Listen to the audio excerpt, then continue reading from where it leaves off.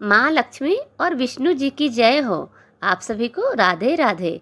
अमृत अंश में आप सभी का स्वागत करती हूँ। आज मैं आप सभी को फागुन मास के कृष्ण पक्ष की विजय एकादशी व्रत कथा सुनाने जा रही हूँ। कृपया कथा को पूरा जरूर सुने और साथ में थोड़ी सी भी अच्छी लगे तो प्लीज़ सब्सक्राइब जरूर कर दें। विजय एकादशी की तिथि 23 फरवरी को दोपहर 1:55 पर शुरू होगी और तिथि का समापन 24 फरवरी को दोपहर 1:44 पर होगा।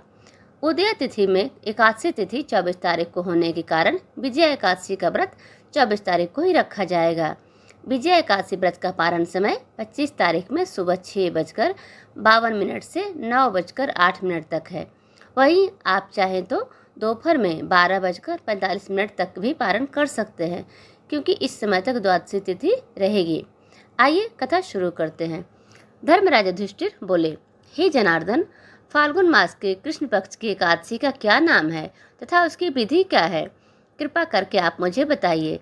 श्री भगवान बोले, हे राजन, फाल्गुन मास के कृष्ण पक्ष की एकादशी का नाम विजया एकादशी है। इसके व्रत के प्रभाव से मनुष्य को विजय प्राप्त होती है। यह सब व्रतों से उत्तम व्रत है। इस विजय एकादशी के महत्व के श्रवण व पठन से समस्त पाप नाश हो जाते हैं। एक समय देवर्षि नारद जी ने जगत पिता ब्रह्मा जी से कहा, महाराज, आप मुझसे फाल्गुन मास के कृष्ण पक्ष की एकादशी का विधान कहिए। ब्रह्मा जी कहने लगे कि हे नारद, विजया एकादशी का व्रत पुराने तथा नए पापों को नाश करने वाला है। इस विजया एकादशी की विधि मैंने आज तक किसी से भी नहीं कही। यह समस्त मनुष्यों को विजय प्रदान करती है। त्रेता युग में मर्यादा पुरुषोत्तम श्री रामचंद्र जी को जब 14 वर्ष का वनवास हो गया, तब श्री लक्ष्मण तथा सीता जी सहित पंचवटी में निवास करने लगे। वहाँ पर दुष्ट रावण ने जब सीता जी का हरण किया, तब इस समाचार से श्री रामचंद्र जी तथा लक्ष्मण अत्यंत व्याकुल हुए और सीता जी की खोज में चल दिए। घूमते घूमते जब वे मरणासन जटायु के पास पहुँचे, तो जटायु उन्हें सीता जी का वृतांत सुनाकर स्वर्गलोक चला गया। कुछ आगे जाकर उनकी सुग्रीव से मित्रता हुई और बाली का वध किया। हनुमान जी ने लंका में जाकर सीता जी का पता लगाया और उनसे श्री रामचंद्र जी और सुग्रीव की मित्रता का वर्णन किया। वहां से लौटकर हनुमान जी ने भगवान राम के पास जाकर आकर सब समाचार कहे। श्री रामचंद्र जी ने वानर सेना सहित सुग्रीव की संपत्ति से लंका को प्रस्थान किया। जब श्री रामचंद्र जी समुद्र के किनारे पहुंचे, तब उन्होंने मगरमच्छ आदि से युक्त इस अगाध समुद्र को देखकर लक्ष्मण जी से कहा, इस समुद्र को हम किस प्रकार से पार करेंगे? श्री लक्ष्मण जी ने कहा कि हे पुराण पुरुषोत्तम, आप आदि पुरुष है, सब कुछ जानते हो। यहाँ से आधा योजन दूर पर कुमारी द्वीप में बकलाभ्य नाम के मुनि रहते हैं। उन्होंने अनेक ब्रह्म देखे हैं। आप जाकर उनके पास इसका उपाय पूछिए। लक्ष्मण जी की इस प्रकार के वचन सुनकर श्री रामचंद्र जी बकलाभ्य ऋषि के पास गए और उनको प्रणाम करके बैठ गए।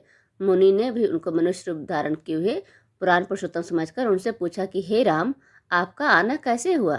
रामचंद्र जी कहने लगे, हे ऋषि, मैं अपनी सेना सहित यहाँ आया हूँ और राक्षसों को जीतने के लिए लंका जा रहा हूँ। आप कृपा करके समुद्र पार करने का कोई उपाय बतलाइए। मैं इसी कारण आपके पास आया हूँ।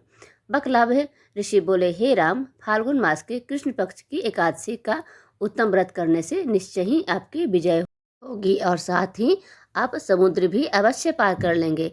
इस व्रत की विधि यह है कि दशमी के दिन स्वर्ण, चांदी, तांबा या मिट्टी का एक घड़ा बनाएं। उस घड़े को जल से भरकर तथा 5 पल्लव रख वेदिका पर स्थापित करें। उस घड़े के नीचे सतनजा और ऊपर जौ रखें। उस पर श्री नारायण भगवान की स्वर्ण की मूर्ति स्थापित करें। एकादशी के दिन स्नान आदि से निवृत्त होकर धूप, दीप, नैवेद्य, नारियल आदि से भगवान की पूजा करें। तत्पश्चात घड़े के सामने बैठकर दिन व्यतीत करें और रात्रि को भी उसी प्रकार बैठे रहकर जागरण करें। द्वादशी के दिन नित्य नियम से निवृत्त होकर उस घड़े को ब्राह्मण को दे। हे राम, यदि तुम भी इस व्रत को सेनापति सहित करोगे, तुम्हारी विजय अवश्य होगी। श्री रामचंद्र जी ने ऋषि के कथनानुसार इस व्रत को किया और इसके प्रभाव से दैत्यों पर विजय पाई। अतः हे राजन, जो कोई मनुष्य विधि पूर्वक इस व्रत को करेगा, दोनों लोकों में उसकी अवश्य विजय होगी। श्री ब्रह्मा जी ने नारद जी से कहा था कि हे पुत्र, जो कोई इस व्रत को महात्मा को पढ़ता या सुनता है, उसको वाजपेयी यज्ञ का फल प्राप्त होता है। कहानी सुनने के लिए आप सभी का बहुत बहुत धन्यवाद।